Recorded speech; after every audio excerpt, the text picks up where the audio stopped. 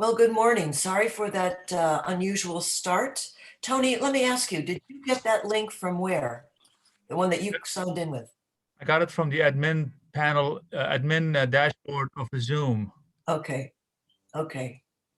Good morning, Richard. Morning. Morning, Dick.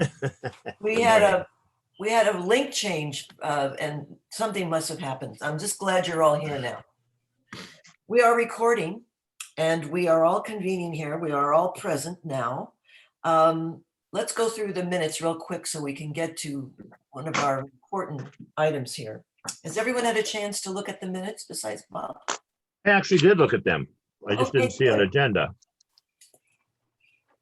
Okay, I move we accept the minutes. thank you, Paul. Anyone second? Second. That's David. Any discussion?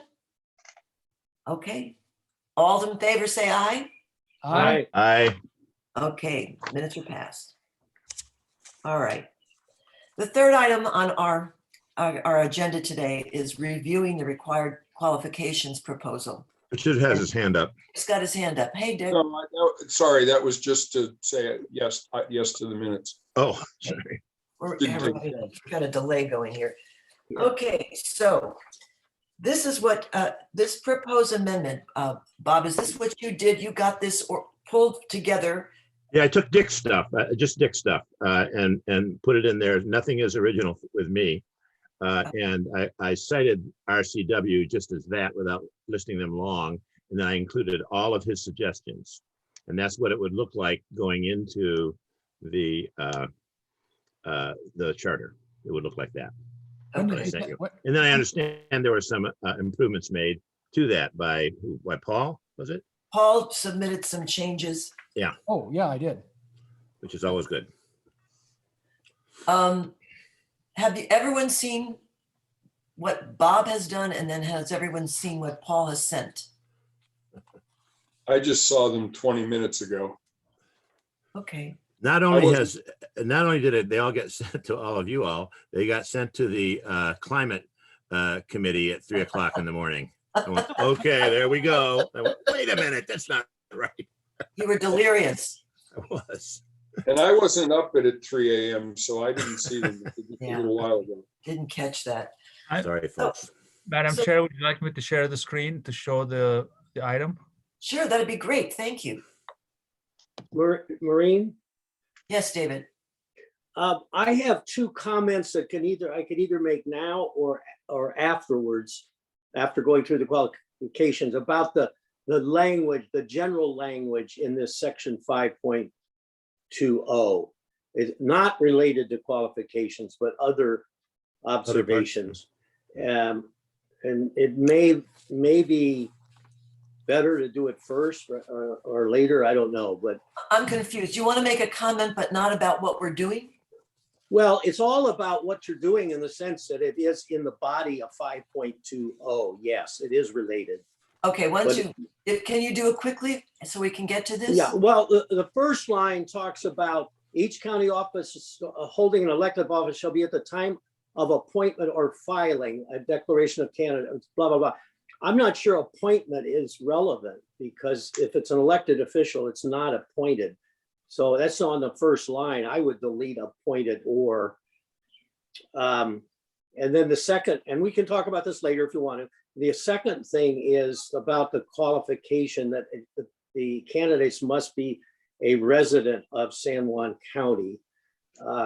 That's fairly restrictive in the sense that we might have better candidates who want to run for office, but aren't residents of the county, want to move here to take a job like that. Now we can talk about this now or later. It's up to you.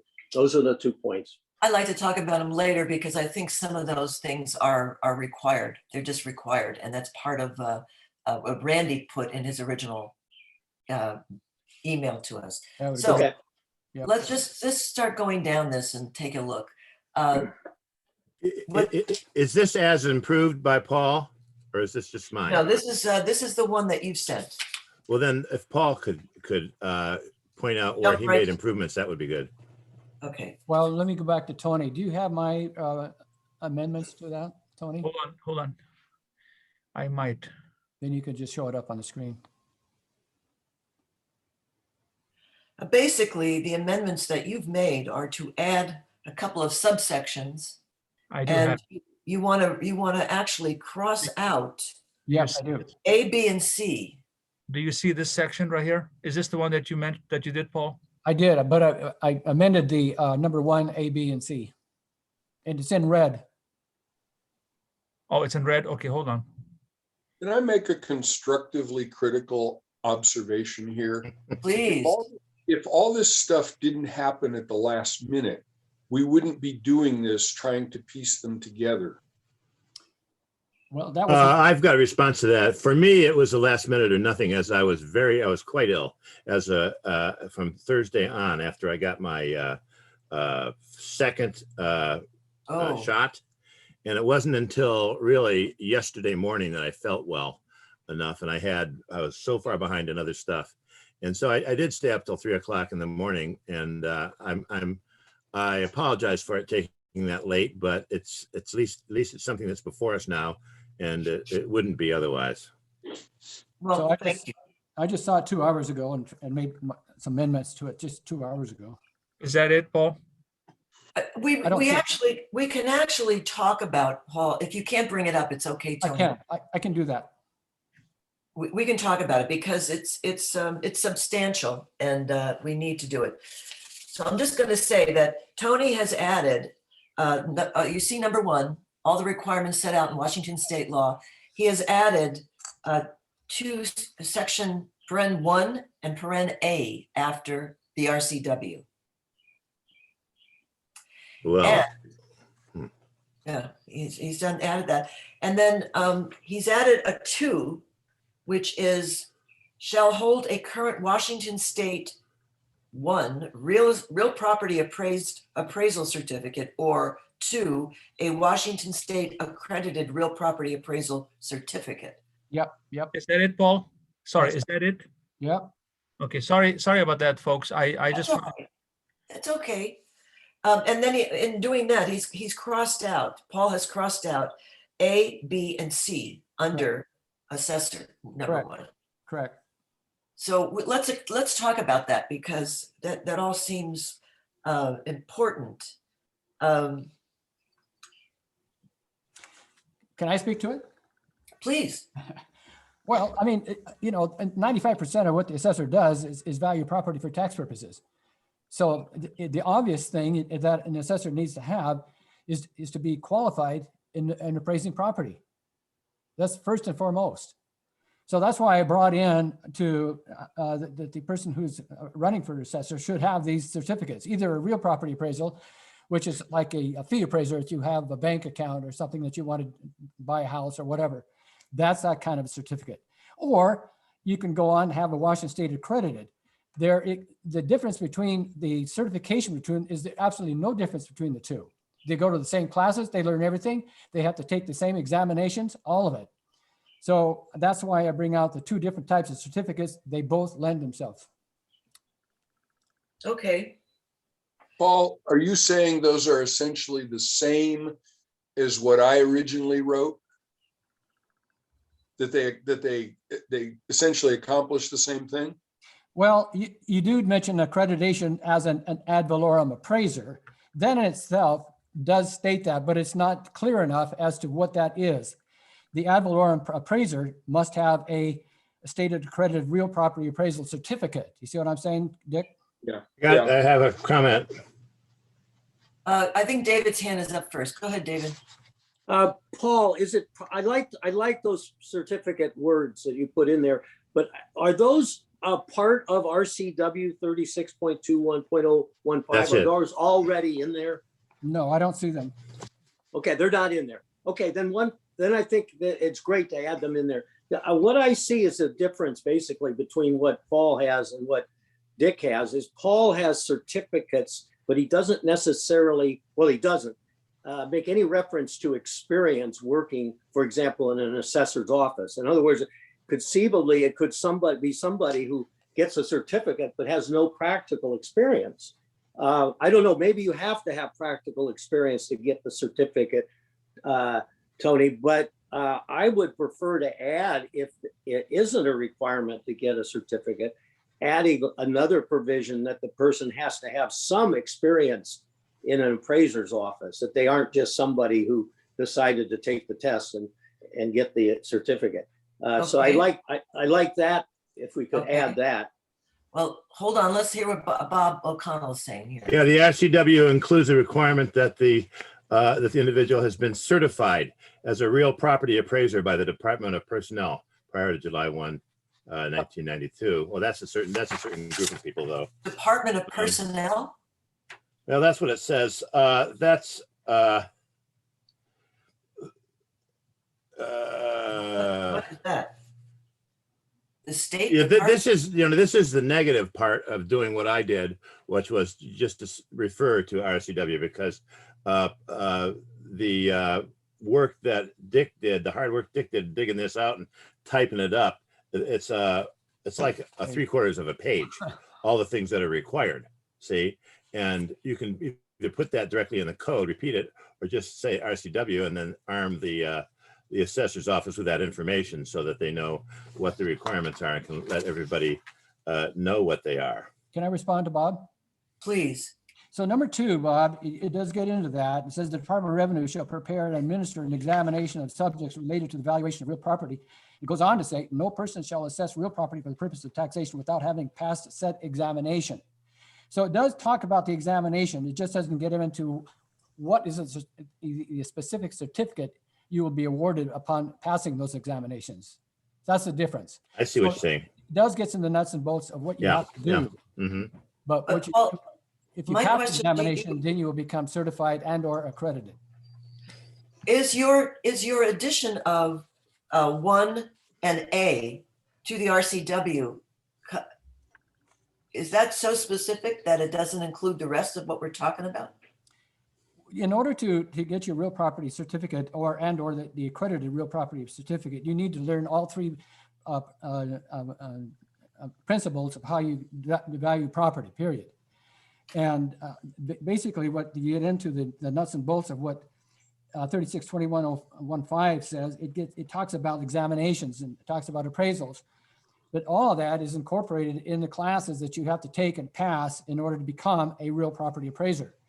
The nuts and bolts of it is that is a certificate you need to have if you're going to become the county assessor. Question. Go ahead, Dick.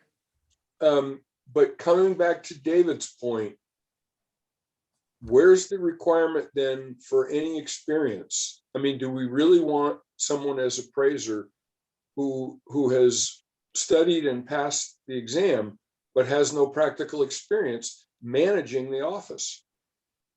Or even working in an office would be, maybe that's sufficient. Well, that's on here, but not on Paul's. But on Dick's, it's an or. You could get away from having that experience if you were licensed and accredited. Oh yeah, I see one requiring 1 year of appraisal work experience. There it is. Yeah, in parens next to 1A. Well, Yeah, we could leave A in and not scratch it out and keep A in, because that does give you the background and experience. Maureen? Oh, yes, Tony. But this is a rich discussion. I really appreciate all the work that's been done. I'd like to stay away from the actual 1 year, 2 year in an office, because I mean, let's say this person was fired either by not being elected again or for whatever reason. Does that really mean anything to us? I would just say, just leave it the way it is with what the RCW states and what Paul added to it. And then we can have, the voters can discern. I mean, we have a smart voter population. We can figure out if somebody has the experience or not by talking with them. So I would just say, this is easily verifiable. Whatever we have here in front of us is easily verifiable. Right. The other stuff might not be easily verifiable, according to what I've said before and according to what Randy said in some of his commentary. Yeah. May I respond? Please go ahead. I want to point out that I didn't make this stuff up. this came from a lengthy exchange with John Kulseth, who has been the assessor for quite some time. So that's where this stuff came from. And I would be concerned. In fact, I think I would not support anything that doesn't have any experience requirement. Well, Dick, I would suggest we leave A in because that does give you the experience you're talking about. Right. I like your idea, but Tony was suggesting not doing that. And I wouldn't support that. I'm sorry, Dick, I meant what I see in front of me right now is what I would go for. I was talking about the additional stuff about 2 years here and 1 year there and all that. That to me, that's just not something that you want to put in there. But I like what I'm seeing there. So maybe you misunderstood what I said. I apologize. Well, if I Can I comment, Maureen? Yes, go ahead, David.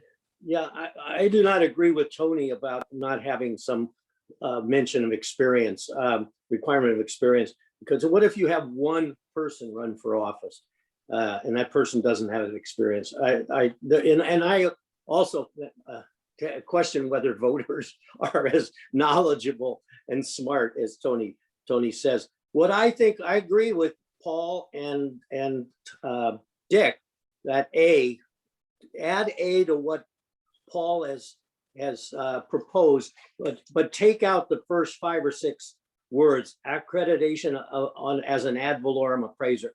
I don't know, we already have now with what Tony has proposed, we already have accreditation. So we just want to add something about prior work experience.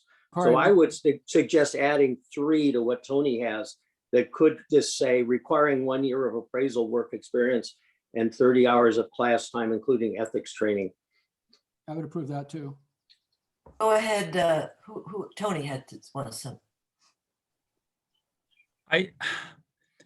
Maybe my English is not perfect. It's my 3rd language, so I apologize. But I'm saying I like what I'm seeing in front of me in red.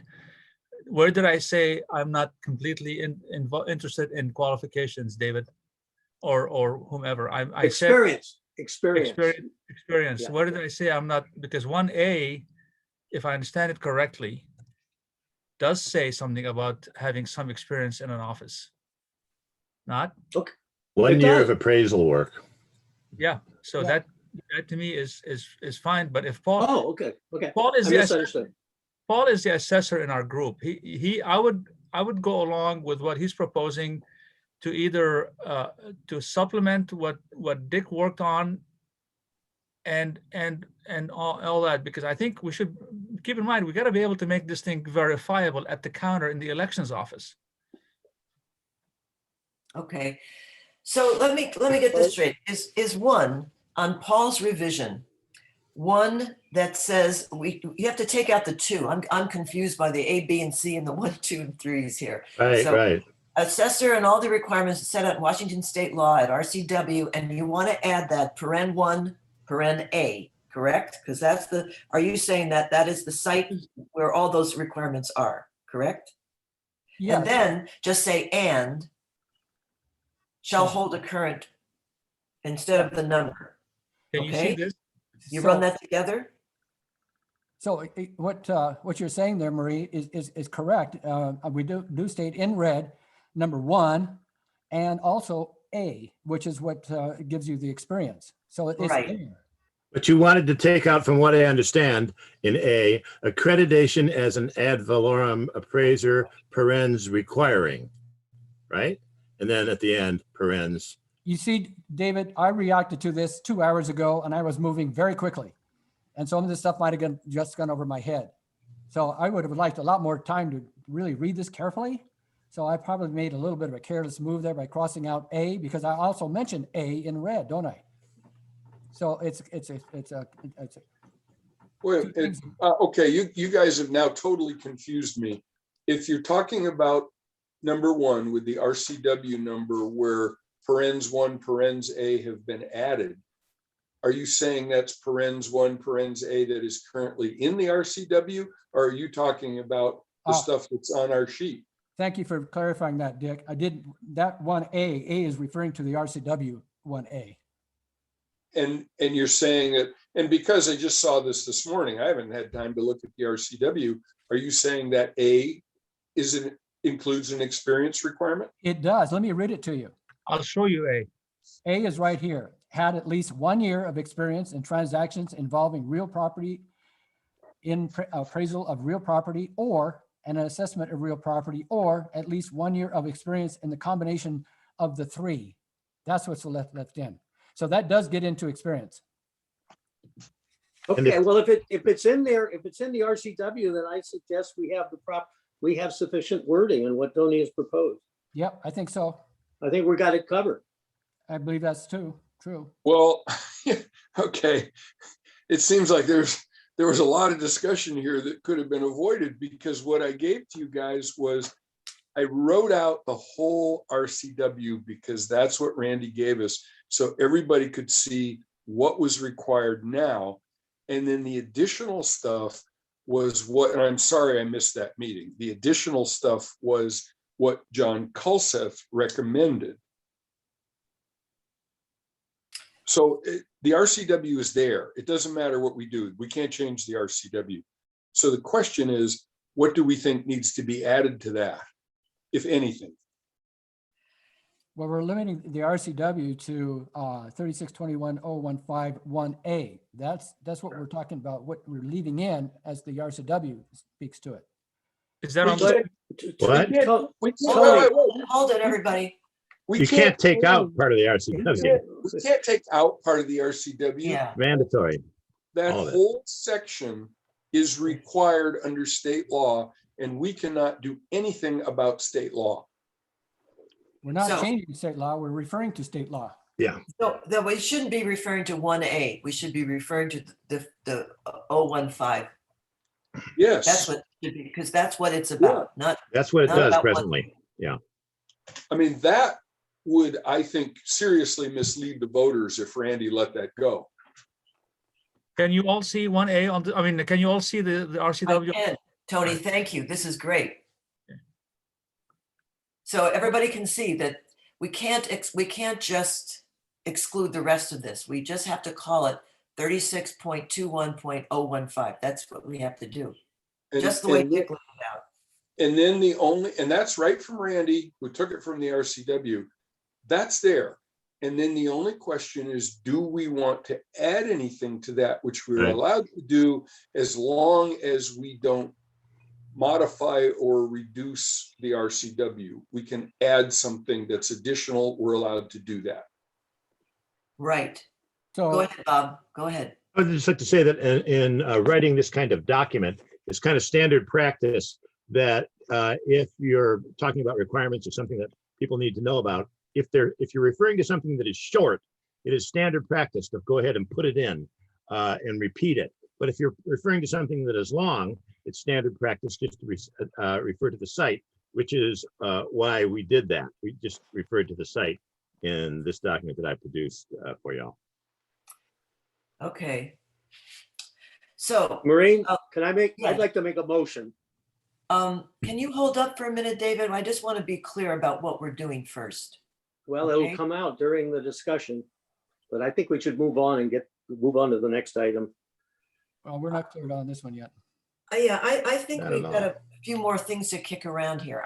The question is, we now know we're going to put this in as the RCW as it's written. But we're not going to write the whole thing up, are we? We don't need all of this in there. We can just put everything that goes with 36.21.015. Go ahead, Paul. So after hearing what you folks have had to say, and I did eliminate the rest of that RCW, I am also willing to state just the RCW in itself, and then go on to say number 2 shall hold a real property certificate and/or an accredited real property certificate. That's not listed in the RCW. That's good. That's what we need to do. And I think And that's we what, also need to, go ahead, Dick. well, I was gonna say, and I think in different words, that's what John Kulseth was getting at. That, I remember when we were talking, he said, I don't understand why that's not in there, but I really think it should be. I agree. Okay, so what you just said was that we say 36.21.015 and name the title of that, which is in here, qualifications for persons assessing real property examination waiver, continuing ed requirement. And then we want to have A shall hold current accredited, all that. The language on number 2, is that what you want? I would leave in number 2, yes. And then would there be, or it would be A, I think, and then would there be a B requiring 1 year of appraisal work experience? Is that what I'm hearing? No, Don't leave that off? The RCW mentions 1 year experience. So it's Oh. already in the RCW. Okay, I missed that. Okay, So are we striking A? 1A mentions the experience. Are we striking from the document before that we had before us that was produced by Dick, and then I wrote it down. Are we striking from that A? 'Cause that's- we're that's the not, document. we're not using that anymore. We're using Paul's. That's what I meant. Yeah. we're We're using, in- we're using Paul's version. we're gonna do that. Talking. Oh, I'd okay, like- we're the whole thing, in other words. Okay. That's what you want. I'd like to make a motion. I second. no. Okay, let's hear the motion. Pardon? Let's hear the motion. I know My what he's gonna motion- say. My motion is that we vote on and adopt Paul's wording with 3 changes. One is we delete this 1A at the end of item number 1, because we're referring now to the whole RCW. We've already discussed that. We all agree. So I don't think that's a problem. And then number 2, the grammar is a little bit confusing. So I wouldn't change any of the wording, but I would change where it refers to 1 in parentheses, I would make that A in parentheses. And where it refers to 2, I would make that B in parentheses. Second, That's my own, that's my motion. All right, I need one of you to write that down because that's confusing to me. Somebody write that down, that motion, because I'm Okay. having trouble following all of this. I just- will make the motion clear. I move that we approve the wording submitted by Paul with 3 changes. Delete reference to 1A at the end Yes. of 1. And in 2, delete 1 in parentheses and replace it with A in parentheses, and delete 2 in parentheses and replace it with B in parentheses. and I That's still just, second. that's just a grammatical thing. That doesn't have any Yeah. significance. That's, I think that works, Dick. That works. I second it. Okay, seconded. Is it clear? Dick. Not to me. But I'll vote for whatever you guys want because I was just being a stenographer here. Well, we have 3, we're looking at 3 different documents, so. Yeah, that's the problem. Was it Tony that submitted one? No, I had Oh, no, nothing. it was Paul. It was No, Paul. Tony is Yeah, it was totally innocent here. Tony is, all right, I'm going to repeat this before we vote on it. Please, let me just repeat this. Moved by David Delador that we adopt Paul Dossett's revision of proposed amendment regarding qualifications of elected county officers with 3 changes. Delete 1 paren A, paren 1 paren A, and 2 delete 1 and make it A, and 3 delete 2 and make it B. Yay, there we go. All right. That's helpful. I hadn't seen it, but okay. Yeah, I think just for clarification in the motion, when you say those 2 things, Maureen, you need to state that the 1A is in Paul's number 1 and the 1 and 2 that are changed to A and B are in Paul's number 2. Just make it a little clearer. May I suggest something? Please. I can edit this. Eileen? Go ahead. Go I can ahead. edit this document right now to reflect the motion. This way we can have the motion much easier to say, David, I make a motion that this is it. So is that okay? Please, that would be perfect. go for it, go for it. So tell me what we're changing here, David. Change 1 to A. Okay, you want me to tell you what we're changing? First of all, we're not changing anything. There you in go. That's right. 5.20. We're adding we're adding, because we don't have any of our qualifications at this time in existing David, 5.20. just tell me what you So- want to change from this one here so I can make it so it's visible to everybody. Change number Okay, two, it's true. page number Yeah, two. to be- okay. So in Paul's drafting, you would where it makes reference to RCW 36.21.015, delete right after that in parentheses 1A, I guess it is. I crossed it out, so I can't really read it. Can you It also, So, yeah, that's it. That's good. Okay. Okay. And then in 2, where it says real property, two, you've put- already done it. You replaced 1 with A. Okay. Go over there to 2 and replace that with B. You like my Okay. grammar?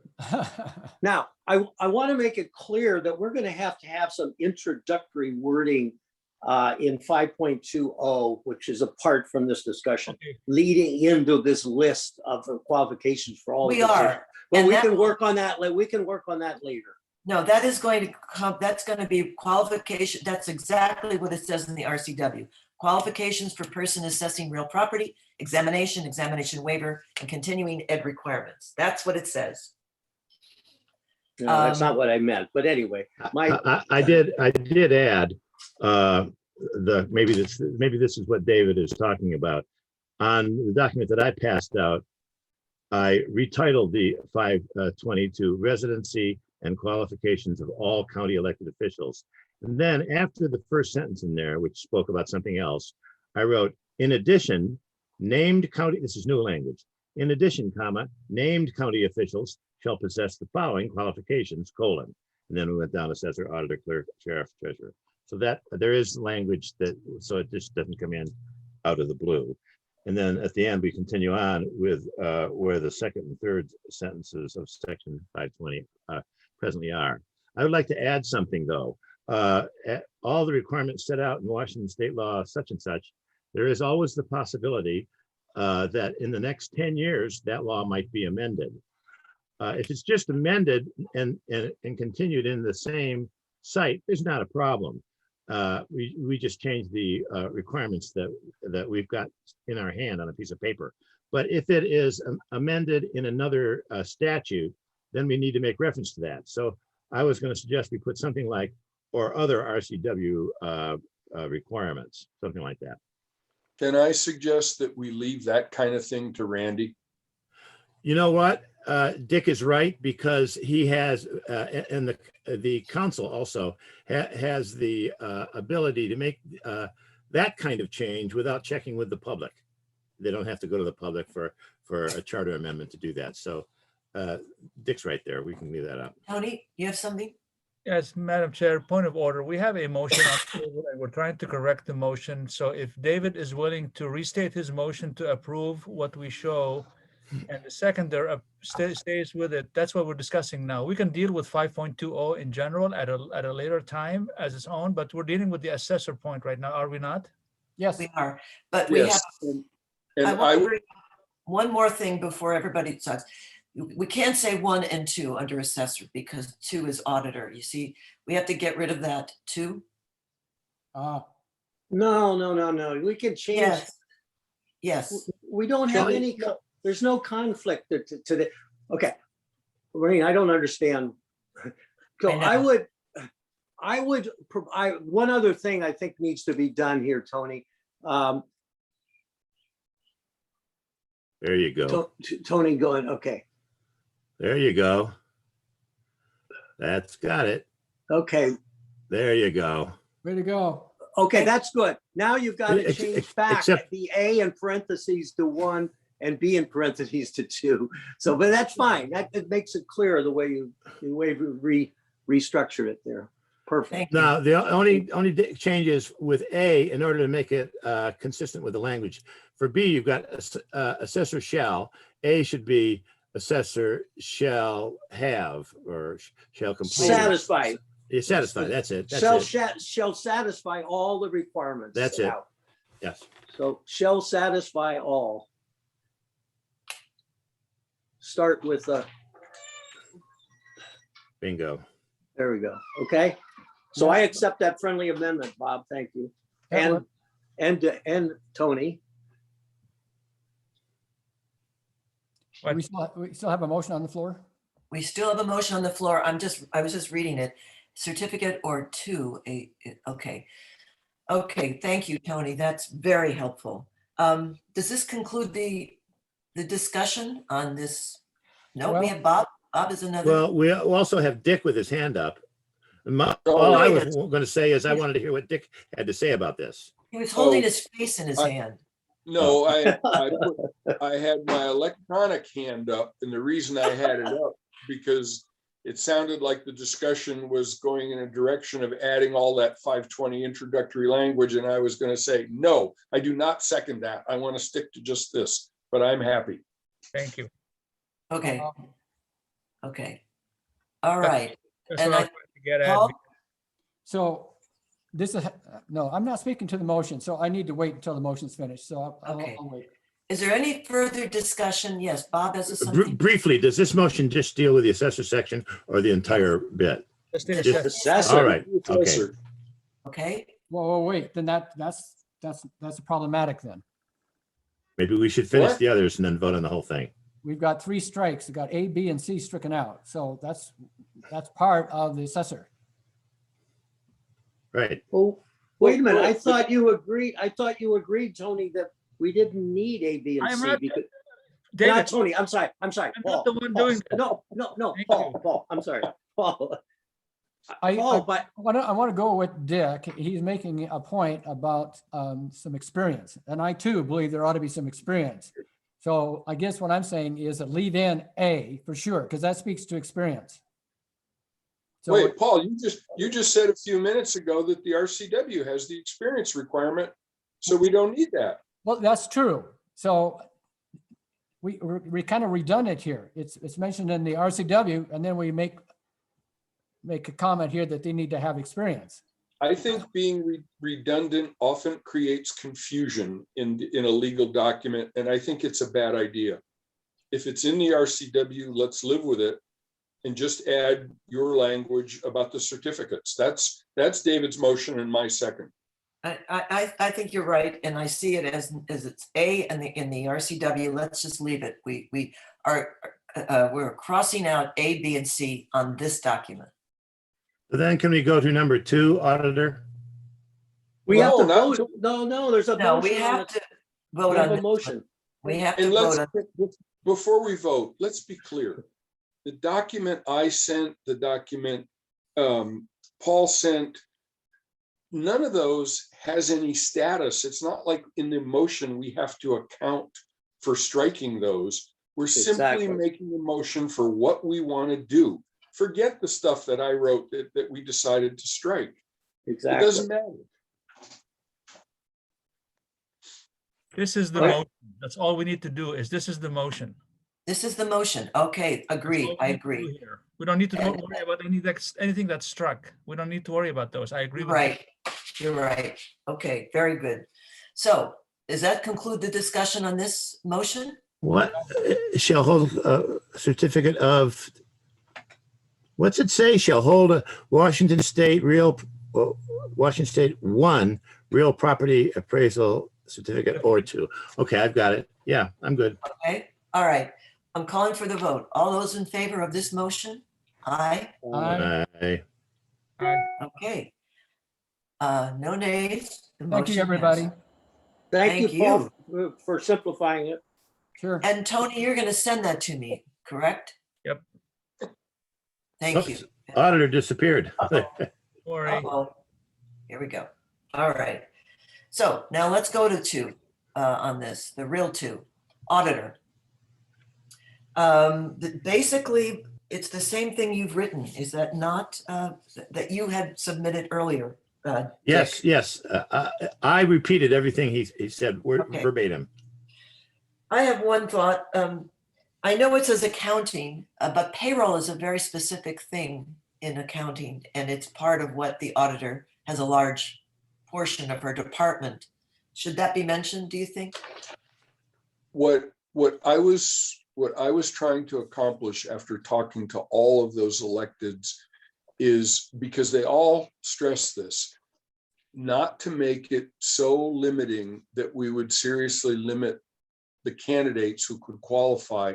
And so what I tried to do is focus on what are the kind of basic skills that you would hope to see in an auditor. And I don't know, I think if you've got accounting experience and you've got decent staff when you take over, you're probably okay on payroll. Well, I'm not sure about that. Tony, go ahead. I was just gonna make a motion, but if it's not, if we're not ready, we're not ready, but I'd like to make a motion as soon as possible. David? Yeah, I also talked to Eileen about this, and she pointed out that there's there's quite a few paths that can be taken by qualified individuals for this position. Because her management responsibilities cover a lot of different things. Payroll is one of them, but you don't want somebody who just did payroll because then they don't have the qualifications necessarily for others. It's very much of a senior management position in a way, who has strong deputies who have the experience in those particular areas. So I like what Dick has here, with one caveat, and that is the difficulty, as Tony has frequently pointed out, about how to evaluate 3 years of experience in accounting or business management, because that there's all kinds of loopholes there that somebody could say, I'm qualified because I did this or the other, when they're really not. But I don't know how you can get more specific than what Dick has. I think, Well, the David, I think while I don't share Tony's really overwhelming confidence in the intelligence of the voters, I think on this one, They elected us. you know, you have to- well, there's my point, Tony. Well, thank On this one, I think, you know, if people, and a candidate has to put his or her background and skills out there, the voters can judge, you know, look at it and say, well, business management, that wasn't really business management, you know. Again, I was trying to listen to what those elected said, and what I agree with is not to make it too tight. Okay, go ahead, Tony. I think on this particular statement for auditor, I think this is pretty adequate. You know, yes, it is true that it's hard to verify qualifications, but this is pretty straightforward and simple. At least it gives the applicant a second look. You know, they might internally say, you know what, I don't have any experience in business management, maybe I shouldn't run. So it becomes a self-serving thing for them to kind of look inside deeply. So I think this is a good sentence and a qualification line. And I don't think we should make it any more complicated. I agree. Okay. Would you Can like I to point- go with? Can I point out two things? Maureen, Mylene told me that there's no counties in the state that she knows of that have minimum qualifications for county auditor. I still think this is fine, but just wanted to point that out, and there's got to be a reason for it. The second thing is, just a second, I'll finish. There's one other thing. Chief Deputy of a Washington County Auditor. I don't know if there is a position called a Chief Deputy.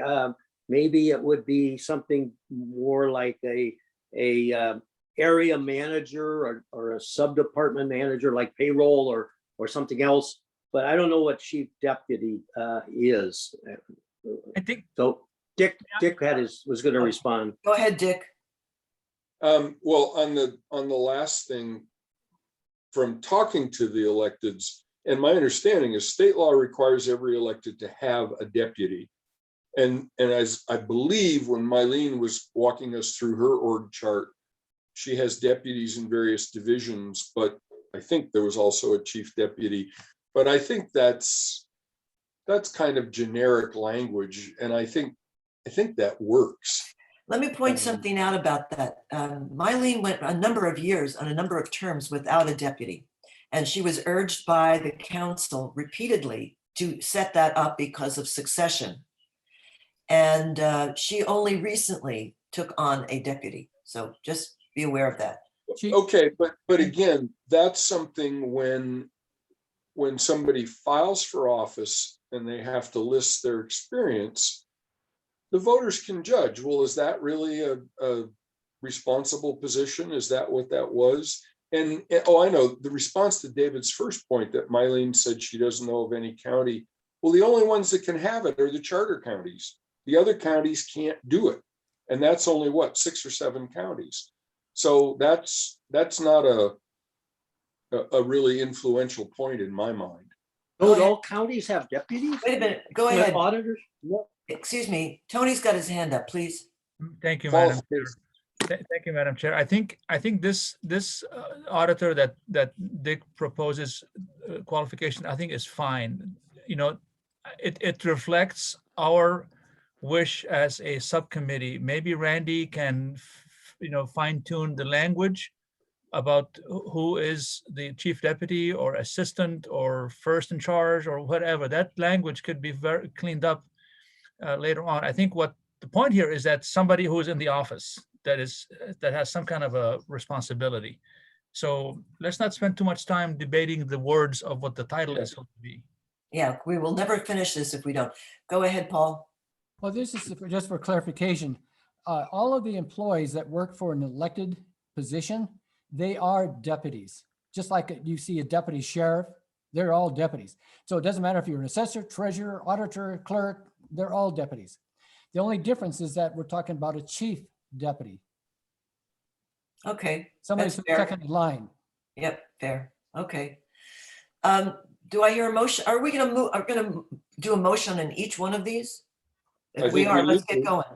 Yeah. Apparently. Go ahead. I mean, I think we could adopt it as a whole page, couldn't we? Yes, let's go on. We've got 3 documents. How can we do that? Because I think that they're not, the only one that had the changes truly was the assessor. And the rest is just, lifted from yours. I'd like to make a motion, Madam Chair, that to adopt item 2 for auditor as it Well, is. Wait a minute, we're just talking about that. Do we want to adopt the whole page? As No. opposed to No, each one? no. We want to go Okay, let's one do by it quickly, one. though. I Oh, second. And Tony, Okay, Tony, say it again, please. I'd like to make a motion to adopt the language that Dick proposes for the auditor qualifications. And I seconded.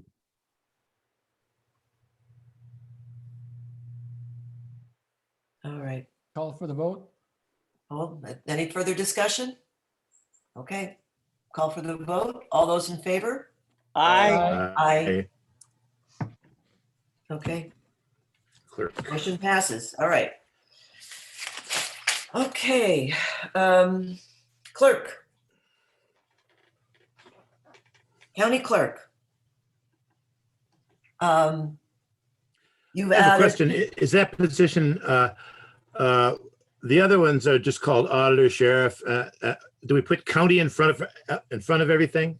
As we when we're should call talking about this, the official title? title is county clerk, yes. Well, then it should be county auditor, county assessor, county No, sheriff. no, county no, just the treasurer. county clerk. County clerk. Elsewhere, the- it was called court clerk, which I know that the person serves as a court clerk, but that's only one of that. No, her Correspond- elected position is called county clerk. The others are just Okay. where they are, okay. Got it. Wait. You got something going here. If you're going to call one county clerk and not the others, you're really confusing things. These No, are we're all not. these are all county elected positions. So if you want to refer to them as Right. county assessor, county auditor, county clerk, county sheriff, county treasurer, that's appropriate. And then what I would suggest is let's call it Superior Court Clerk, because that's what the position is, doesn't do district court. And then again, if Randy feels for legal reasons it needs to change, let's let him do that. Let's not spend 10 minutes debating that. Sounds Hear good. ye, hear ye. That's good. I'm losing my will to continue. Finding this tedious. It is, her position is called county clerk. We do not call the auditor county auditor, but if that's what you Okay. want, let's do it. Well, he's just put Superior Court Clerk in there, and I thought that when the clerk came to us, that she said, one of the things I do is I'm the Superior Court Clerk. Another thing I do is over here. So, Yeah, to call her one of those things would be erroneous, wouldn't it? I would not call her superior court clerk. So, Clerk is appropriate. county Okay, clerk let's leave more it clerk. appropriate. I'm fine with that. All right, let's, do I hear a motion to agree to this 3 years of experience? Tony, It says 2 years. 2 years or 3 years of experience in law office. Right. Yeah. I 2 make, years as chief, or 3 years of experience in law office, okay. Right, right. I make a motion to adopt. Second, This one, hold on. Oh, With a sorry. with a slight amendment of making the 3 years as 2 years. It makes it 2 and 2, so less confusing. Let me respond to that. Okay. The reason Lisa gave, and I agree with it, and this comes from having done a lot of hiring too, is if you've got 2 years in a comparable office, a Washington clerk, that's a lot different than 2 years of experience in a private law office. And that was the reason for looking for more experience in a private office. Okay, thank you. Thank you, Dick, for the clarification. So I keep my motion, I modify my motion to reflect only what number 3 is, what Dick has proposed for the clerk position. and I second it. Opposed? Good. I had to take an old man's bathroom break. Could you please read the motion again? I was away. We approved everything. Just as is. Except number 3, clerk like it is the motion. We've adopted the proposed language regarding the clerk. Not yet, we Okay. haven't. But tell him we have. I'm just telling you. There's a motion to do so. Okay, any further discussion? We have Call for the question. call the question. All those in favor? Aye. Aye. Sheriff. Okay, sheriff.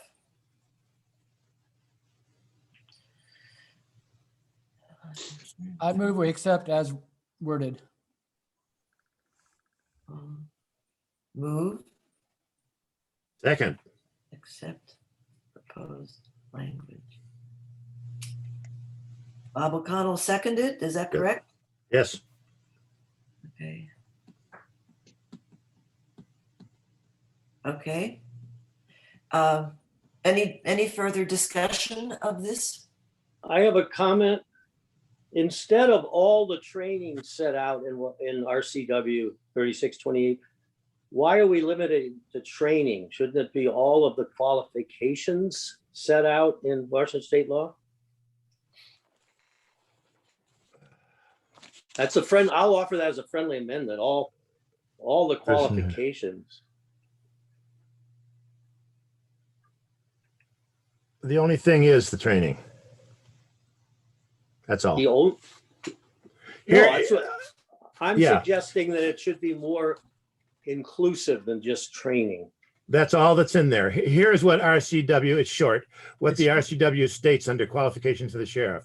A person who files a declaration of candidacy for the office of sheriff after September 1 of 79 shall have, within 12 months of assuming office, a certificate of completion of a basic law enforcement training program, which complies with standards adopted by the Criminal Justice Training Commission pursuant to RCW 43101, blah, blah, blah. And that's it. That's all The it entire has. section. Training, Yes. that's why I put training in there. Do you see it? And on the screen? let me explain real quickly, based on my discussion with Ron. What he feels, and I agree, is that because you could then just file for sheriff and you could go up to almost a year without going to the academy and still be sheriff, that you ought to be required to come in with some experience. He said in the state sheriff's group, he and others have pushed for that for a number of years. He feels strongly that should be required. And to me, it makes good sense. I don't So think I you- can vote for one without it. It's on the screen now. Okay, I see it. Yes, thank you. I think that the language you've listed as all the training set out in the RCW. Okay, is correct. okay, I'm surprised that that's the only state qualification. That's it. And then you've added the 2 years of experience as a full-time law. That's Okay. the addition, is the 2 years of experience. So you actually have been a cop somewhere. So we have a motion to approve it, and we have a second by Bob. Paul Dawson did the first motion. Is there any further discussion? Call the question. All those in favor of this, say aye. Aye, Aye. Thank you. yay, treasurer.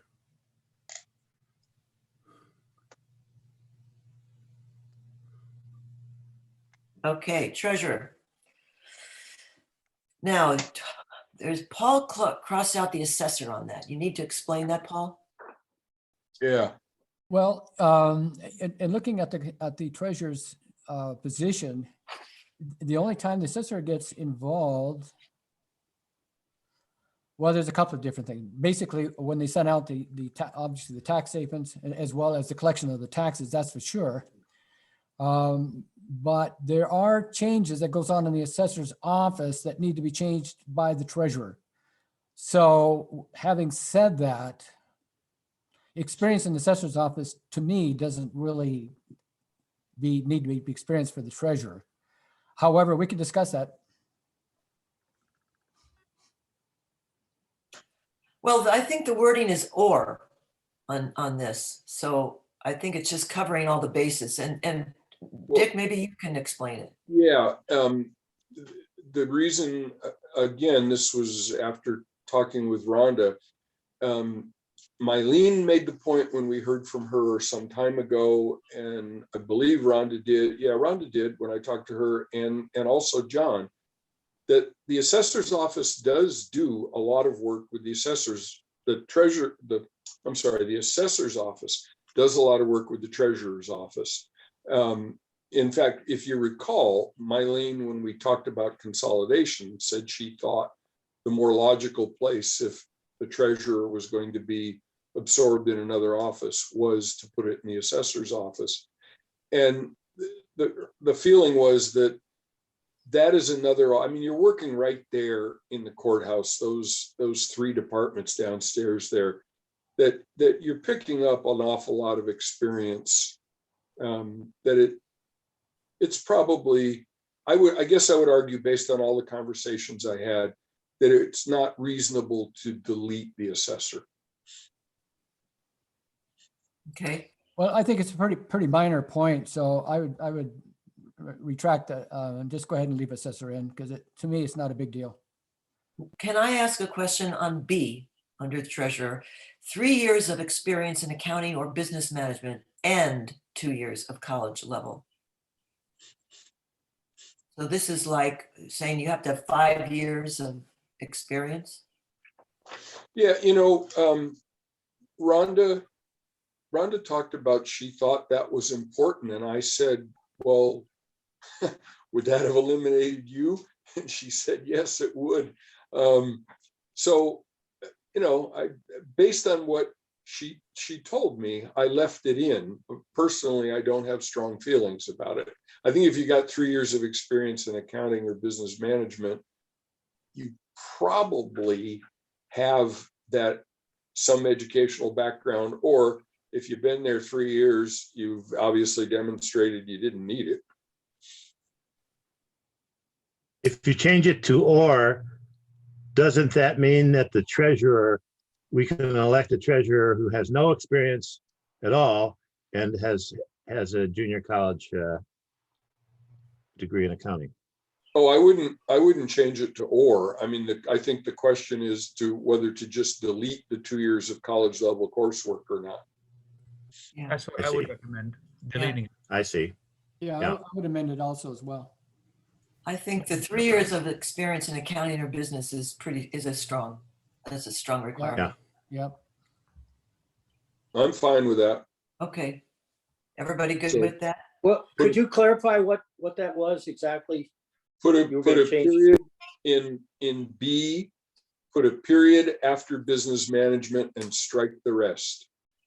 Go home. No. And I'm not so sure I agree with that, but why are we striking that out? Don't we want somebody to have taken some college level courses? I mean, Not that necessarily. really, Well, Rhonda, I mean, like I say, Rhonda thought it would be a good idea. Madam. But I had mixed feelings about it while we were discussing it. Tony's got his hand up. My thought on this is that I think we should leave it the way. Can you see what's on the screen now? Mhm. Yes. We should leave it as this one is and unstrike the assessor included in the statement. I think if the person is going to come through the ranks from other departments in the county, people in the county would know if that person is qualified or not. So if they have 3 years of experience in accounting or business management, as well as other, that should be relatively easily verified. So I think we should leave it like this and go with this.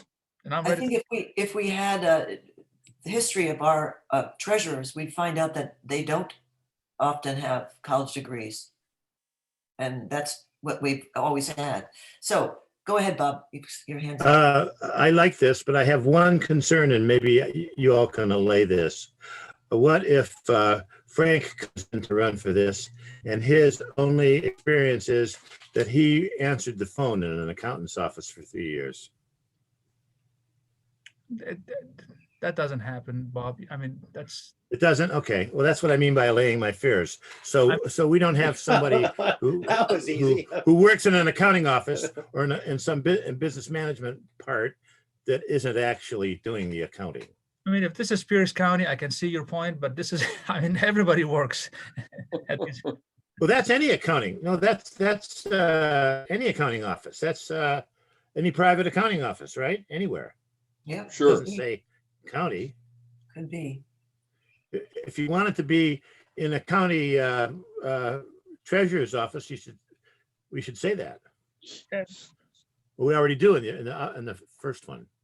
So this is Yeah. any accounting office in the world, and my question is, and I hate to bring it up because I would like to just vote for this and get rid of it, but it's a real concern that somebody could work in a large accounting office and never see numbers. I don't know if that's true or not. I'm not an It's accountant. possible, a it's lawyer. possible. I doubt, David's hand's been up. We need to move on this, but go ahead, David. Make it brief. Oh, I can't do that. I don't know how to do that, Marie. So what about the consideration Try. of accounting and business management? What if it's in the private sector and it's not in the public sector? Do we want the person to have experience with government? I mean, government accounting and government financial management is a different ballgame than the private sector. And I'm wondering if we want to limit it. I'm just throwing that out as a question. I'm not sure my position on that, but we really would prefer to have somebody who has practical experience in accounting and business management at the in a government entity. I would Go think ahead, that would Richard. be preferable. Go ahead, Richard. That's what the first, somebody needs to turn their mic off. Yeah, That's what the first section is the government experience, David. So it's But 2 years. but you got an or there though. So you can't hang Yes. your hat on that. No. But then if you don't have the government experience, it's 3 years as opposed to 2 years. And I believe we've done something similar in some of the others. And the argument, second point, the argument I think for taking the college level coursework out is we haven't required that in any of the other positions. yeah, So we're trying to be somewhat consistent. It makes yeah, sense. I think that's right. Tony, go ahead. in my experience in elected office as a school board director, it is very difficult to find somebody who runs the business office that has had prior government experience. My line has been always, you can be the chief financial officer of IBM, and it takes you a few years to actually learn school finance business, or in this case, county finance business as a treasurer. So I don't think that's really a plus to have prior experience. I mean, it might be a plus, but it could be a limitation of who could apply. To Bob's point about What was the point that you were making earlier, Bob? I was just worried that in a private office of Oh, 100 accountants, that somebody might not ever see numbers. I get it. I doubted that anybody from Perkins Coie is going to come out and apply for a treasurer's job on Orcas Island or in San Juan County. So I would imagine that they're all going to be from small counties where they answer the phone, they mop the floor, they do computer work, and they balance the checkbook. So Thanks, Tony. Yeah, that's good. Get it. So We have a is motion. that all the discussion we want to have on this? David? Can I just mention one thing? I'm going to vote for this as is, but I'm very confused by the multiple uses of the term clerk. We got county clerk, we got clerks, we got junior level clerks. I mean, it's just, I'm fine with, I'm just pointing that out, that when you talk about auditor, everybody knows what an auditor is. Everybody knows what an assessor is. Clerks, to me, it's a vague term. I mean, a teller in a bank is sometimes called a clerk. So, but let's go ahead. We can always, with Randy's help, do what is necessary to clarify when the use of the word clerk as We're necessary. looking for a Thank motion you. on the treasurer. I will move. No, that- there is mention in there of clerk. The reason I mention it is clerk is used in a couple of places in the qualifications for the treasurer. That's why I mentioned it. I understand we're talking about the treasurer, Maria. Thank you. Okay. I will move that we adopt, God, I don't know which document now, but Treasurer. I know, but the language that says 2 years of experience as a clerk or above in the office of a Washington County, reinsert assessor, auditor, clerk, or treasurer, or 3 years of experience in accounting or business management, period, deleting the reference to academic work. I second. Second, okay. I probably don't need to put that in there in the motion, deleting that out. Right. Because no, we're just say just the motion No. as is. using this language, okay. I just wanted Okay. everybody, Yes, I'm clear with what you're saying. Okay. Motion's made. Any further discussion? Call the vote. All those in favor? I Okay, thank you. All ayes. Motion is passed. Before we move on to anything else, we're very late today. Did you all see the email from Randy? He sent it to the full council, the full commission, about how our qualifications for office endorsed or enforced. He sent it to me. I saw it, Maureen. I saw it and I was going to bring it up because originally I had thought that we needed a section in there, but he is clearly saying to us that we don't need to do anything about enforcement, that they Yeah. have ways to do it. One is Exactly. that the person has to swear that they're qualified.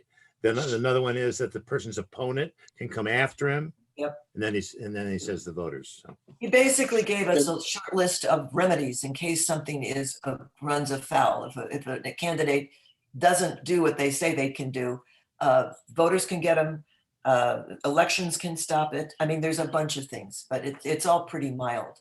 Go ahead, Dick. can I bring us back to the stuff I gave you originally? There was that thing at the top that said all elected and appointed department heads. This came in my discussions with John Kulseth. And he was really interesting. He talked to me at length about what all the electeds are required to do. And he said, the one glaring omission to me is management training. And he said, I would recommend that you guys add that. That's why that's there. I thought he had a very good argument. Thank you. I'm glad you brought that to our attention. I rolled past that. I think that's something we should put in. Do others feel similarly? You okay with that? We should vote on this to add to now and just list this with the others and at the top of the list. I'm trying to think in the charter Maureen? where this would go. Well, we can figure out where it goes, but the point is, I think, do we agree or will we agree that management Qualifications, training should be among the Tony, go ahead. requirements. Tony, I mean, let me just, it's gonna take me a little bit of time to collate my thoughts and to respond. I think I like the idea of saying that management and management training is part of that, but is that something that's a governance issue, or is that something that's procedural in the department? I mean, if you elect somebody, would we not want to consider them in positions of authority so that they can determine if they need management training or other training that they have to go to? Is that something I want to put in a charter? That's the only question that I have as a thinking out loudly. go ahead, Dick, you respond. My understanding of what John was saying is that those other things are required, not necessarily that you have to bring them with you when you take office, but you have to take that training. I mean, I had to do that in the county. I had to do that in the state. There were things that you just, within a certain period of time you had to do. And John's feeling was that a glaring omission in what they are required, training they are required to take, even if it's after they're in office, is some management training. He thinks it should be part of the county requirement. And therefore there should be a management training, the implication of that set up by the county. Yeah, that's a question I would have. Bob, go ahead. That sounds like a good idea, but it is not a qualification for office. You don't have to have it when you file. It's something that you do after you come into office. So this section is a section on qualifications. We need another section that says training, if we want to do that. If we want to put it in the charter, we need a section that says training, and that just says all officers shall be trained in management. The question is the county able to teach management training? I mean, I would question that. Yeah, They that's good probably point. contracted out to somebody who came in. The impression I got from John is that most of that training is contracted out. Okay, go ahead, David. Well, I think there's probably going to be another committee that deals with diversity training and that type of thing, law and the justice and diversity. I'm assuming that there's going to be something that covers that as well. And maybe this discussion should be part of that at another subcommittee. I don't necessarily see it fitting into our purview. It's not on our issues list. It's my understanding. Maureen, I have a question. Last time we met, I asked very specifically, we check with Randy to make sure we can make these changes, make any changes to qualifications under state law. Has that inquiry been made? I just hope we're not spinning our wheels again on something that we can't do, but. I would like to ask Richard Grau to answer that, please.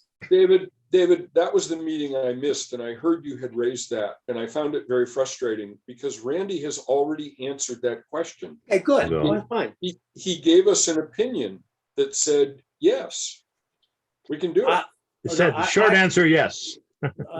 I read that and I did not come to the same conclusion. But long and the short of it is nobody has gone back to Randy since our last meeting. Is that correct, Maureen?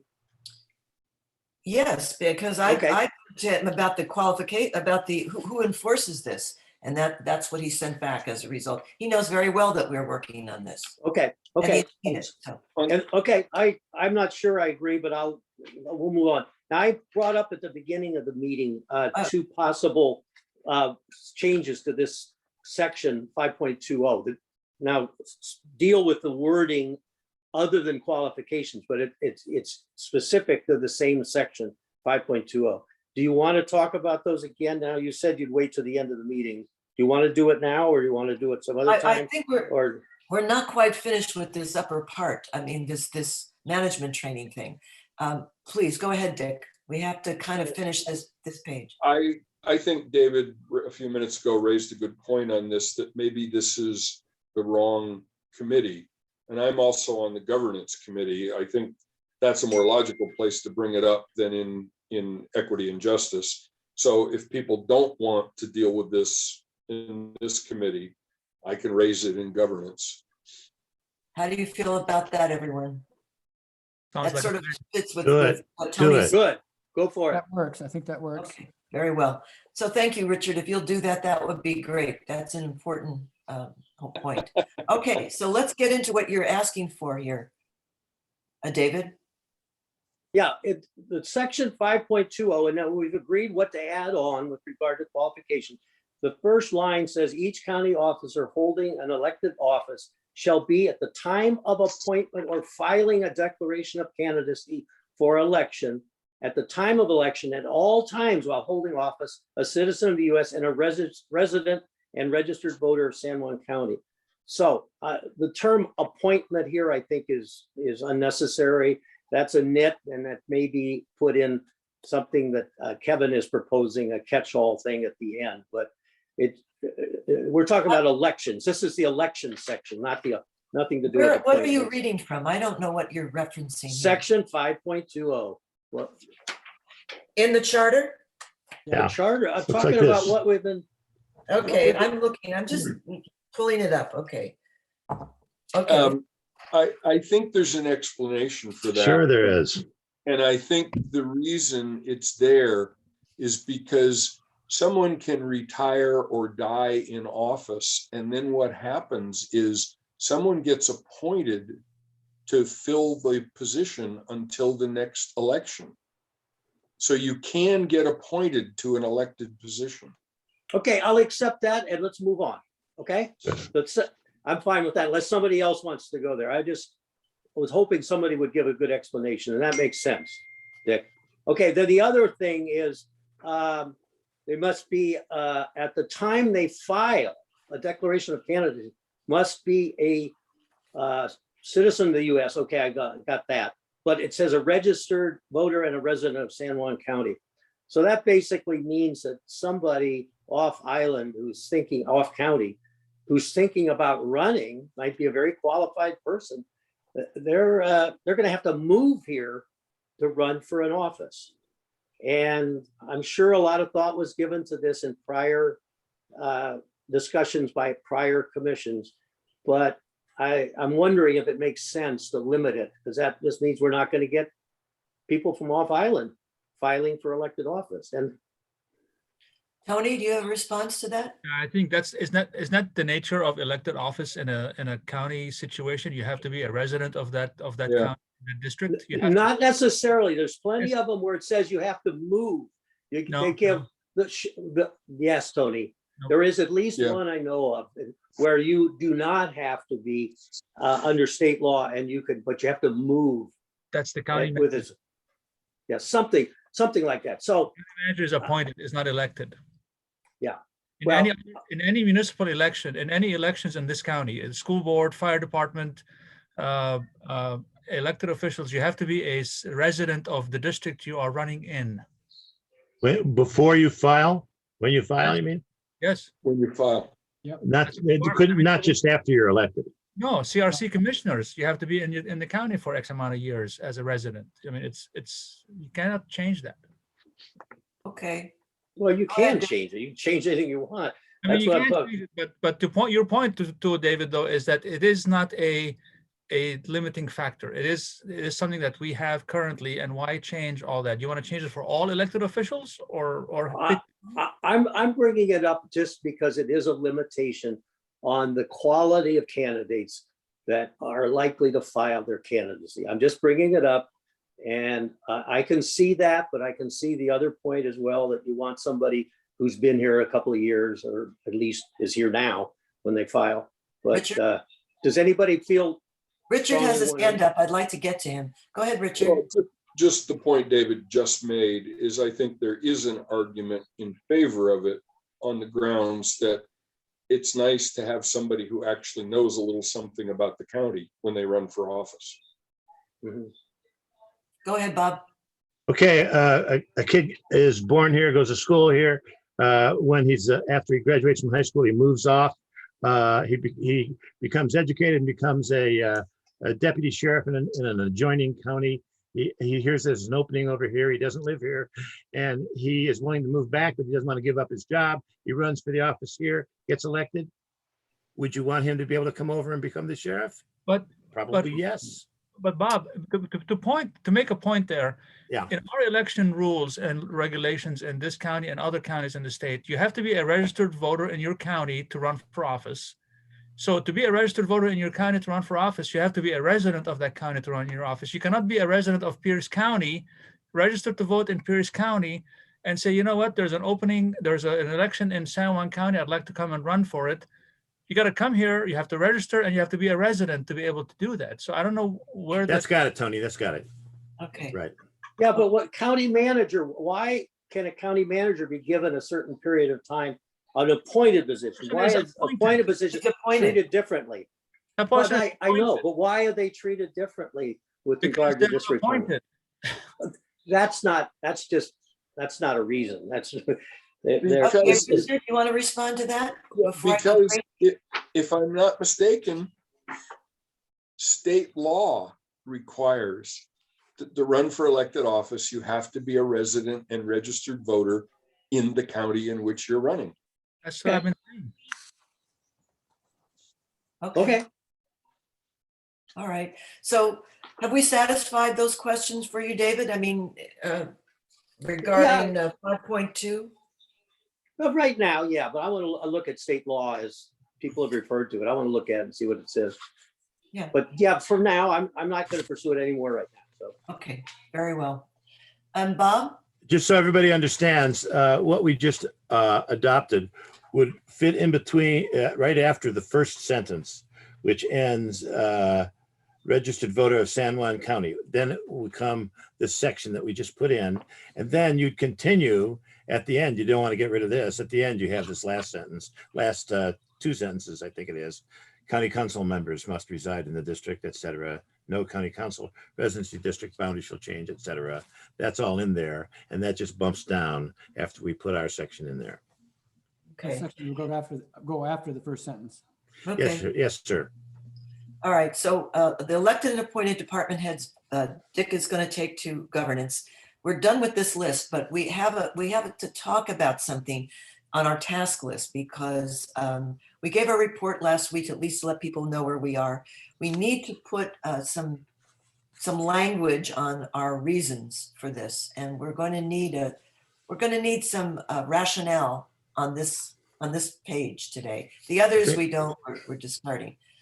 So who wants to try and tackle that? I mean, we could be just one rationale that we need to include additional language for. Go ahead, Bob. One rationale is that we had a member do a thorough survey of all of the present people who are in those offices and asking of them what ought to be good requirements. We also had requirements that the legislature has come up with for us, and those two things together are enough to justify what we did. How about that? That's good. I'm willing to draft something. I would love Yeah. it if you would, Richard, Yeah. because then that would be official and we can pretty much be almost done. I think, we're going to need a term limit explanation as well. I won't do that because I didn't support it. Okay. Who would like to do that? I certainly don't feel strongly about this one. I mean, I wrote one on the county manager, but we need a statement on term limits and why we moved to that. Well, the traditional reason for a term, one of the traditional reasons for a term Well, limits is to Go ahead.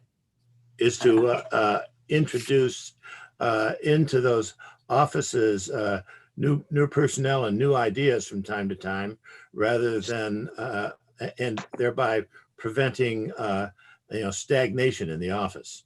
That's a real reason. I mean, you Yeah, may not I've be read that. crazy about it. Prevent. Does somebody needs to take this on though. I mean, can somebody just write a few sentences on this? And I'll incorporate it into our pages. I think otherwise we are, Maureen, I'll do that. thank you very much, Bob. Okay. Okay, I have on the screen the law about the eligibility to hold office, Dick. It's, That's good. Yeah, no, I don't read it the way you do, Tony, but I'll email you. That's pretty strong. elector of such county or district precinct and so on. Elector, that means you have to be here. No, To- but up above, it's qualifying to hold an elective office. Yeah, you can't take office unless and that is determined at the time of election. So I'll talk to you about that offline. Okay. Let me see. Let's get back to our screen. Do we have anybody visiting us today?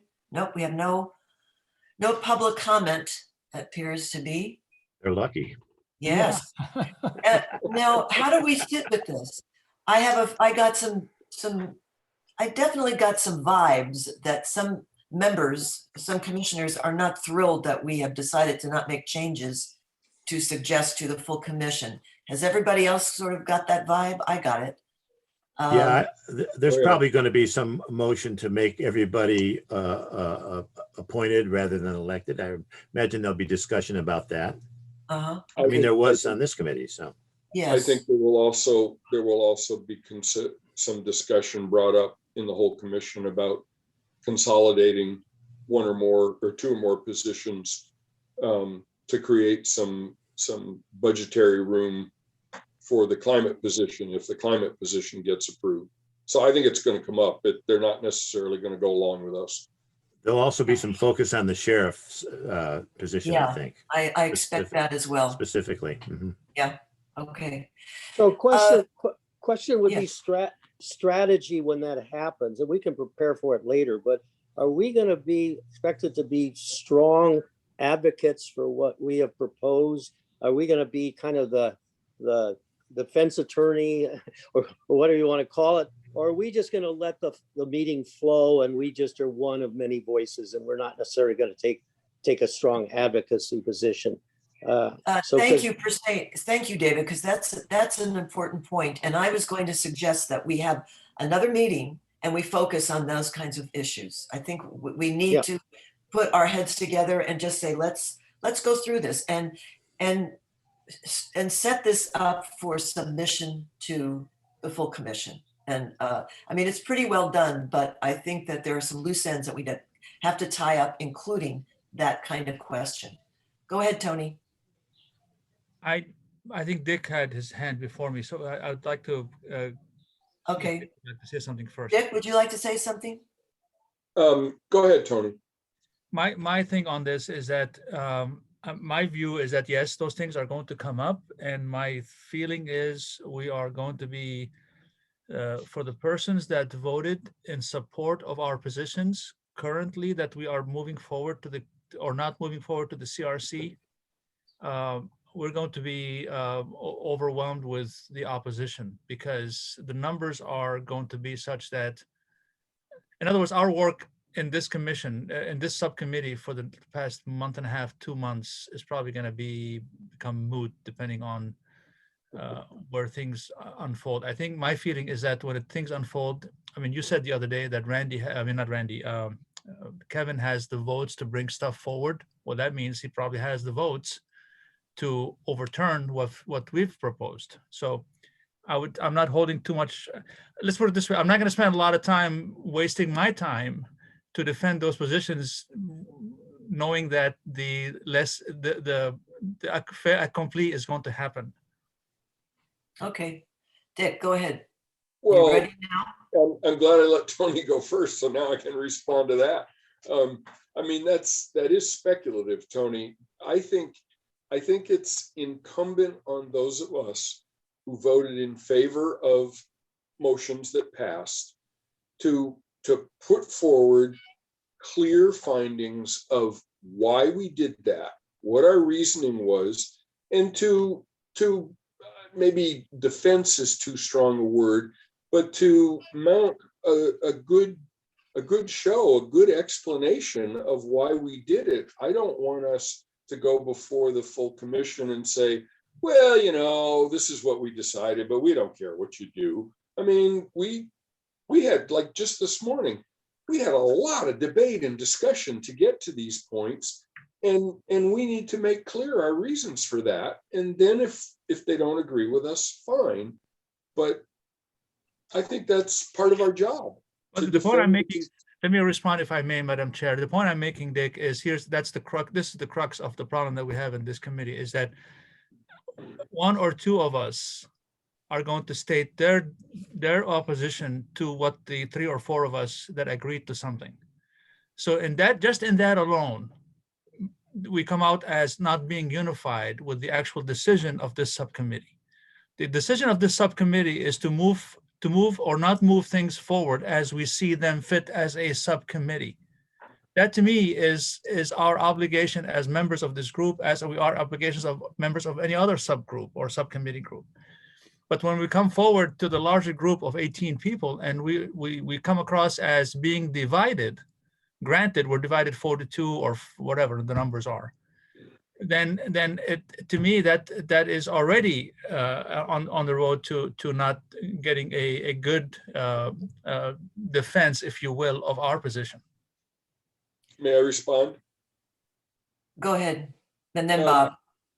Okay, I think, Tony, that nobody has an expectation and there's no requirement that subcommittees reach unanimous agreement on any of these things. I think there's a clear understanding that when committees vote on these things, it's majority rule and what goes forward. And those of us who are in the majority on these things, I think, need to make a good argument and explanation for why we did it.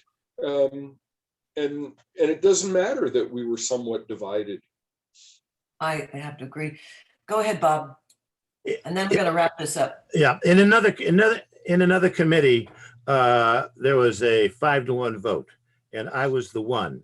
I felt sufficiently strongly enough about that when I sent the whole thing over to the CRC, I also let the chairman know that I was filing a minority report, that I was taking the other side on this because I felt very strongly about it. In this committee, I had certain opinions, like appointed instead of elected. I listened to you guys. My positions were theoretical, not from experience in county government.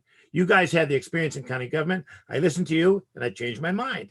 Now, I think that this committee, more than any committee out there, is super qualified for the job that it was asked to do between elected and appointed, and should be given huge deference in everything that it has decided to do, because we had good arguments, good intellectual swapping of ideas from different positions, and we came to basically a consensus. And so I think that needs to be emphasized, the quality of this committee and the experience of the people regarding the things that we were asked to make decisions about. Boom. Thank you. That's good. I would like to meet next week for the purpose of continuing this discussion. I think we do need to have a game plan on all the elected offices that we have chosen to not change. And I think it's an important one. At least start it.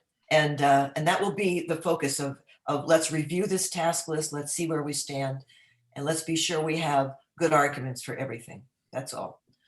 Having said that, I see David. Yes, you got your hand up. Okay, your sound is off. Mute. Okay, you muted it. I agree with you. I was going to say the same thing. We should have a dedicated session to all of these issues and how we're going to deal with minority reports and all of the above.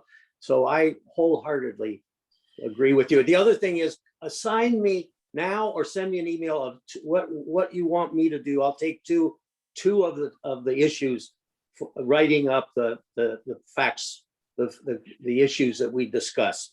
If there are any left that haven't been assigned, Well, we've got send all it of to me. we've got all the votes on the elected offices that we've chosen to at least. Well, some of us. assign me something. Okay, I'll send you an email. Okay. Madam Chair, the elected committee was the best committee in the group. I but said I would do those. this is the second one, the second best committee in the group.